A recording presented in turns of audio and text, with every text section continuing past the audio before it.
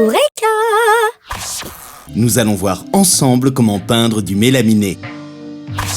Voici les différentes étapes à suivre.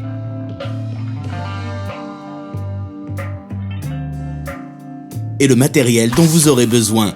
Un rouleau, de la presse spéciale mélaminée, du papier abrasif à grains fins de 80 à 100, un bac à peinture ou camion à peinture, de l'acétone, une éponge et un chiffon, des gants ménagers, une bâche en plastique et de la peinture acrylique ou glycéro. Première étape, dégraisser la surface. Portez des gants pour protéger vos mains. Appliquez un dégraissant de type acétone à l'aide d'un chiffon ou d'une éponge. Frottez pour éliminer les traces et les taches. Rincez abondamment à l'eau claire.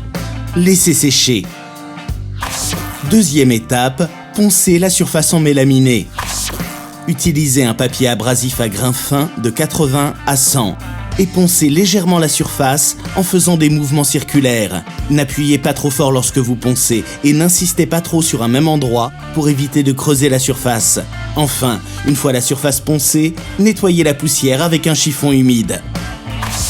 Troisième étape, appliquez un apprêt. Commencez par protéger le sol en posant des bâches de protection. Versez l'apprêt dans le bac à peinture. Trempez le rouleau à moitié dans l'apprêt pour le charger. N'oubliez pas d'essorer le rouleau sur la grille d'essorage pour éliminer l'excédent. Poursuivez en appliquant l'apprêt sur la surface en mélaminé. Appuyez légèrement sur le rouleau sur la surface à peindre. N'appuyez pas trop pour éviter que l'apprêt ne coule. Et peignez en bande verticale, puis croisez les passages en peignant des bandes horizontales.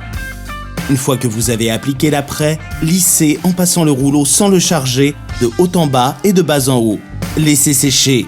Si la couleur du mélaminé est foncée, appliquez une deuxième couche d'apprêt en procédant de la même manière. Quatrième étape, appliquez la peinture. Mélangez la peinture avec un bâton pour homogénéiser la couleur et remplissez le bac de peinture. Trempez d'abord le rouleau dans la peinture, puis essorez le rouleau pour retirer l'excès de peinture. Appliquez la peinture au rouleau du centre vers les bords. Peignez en bande verticale, puis croisez les passages en peignant des bandes horizontales. Pour lisser la peinture, passez le rouleau en le pressant légèrement sans le charger pour unifier le tout. N'oubliez pas de laisser sécher la peinture le temps indiqué sur l'emballage. Posez une deuxième couche de peinture si nécessaire. Attendez que la première couche soit complètement sèche. Et poncez très légèrement. Ensuite, peignez en procédant de la même façon que pour la première couche de peinture. Et voilà, maintenant, c'est à vous de jouer. Sur Eureka.fr, vos questions sont entre de bonnes mains.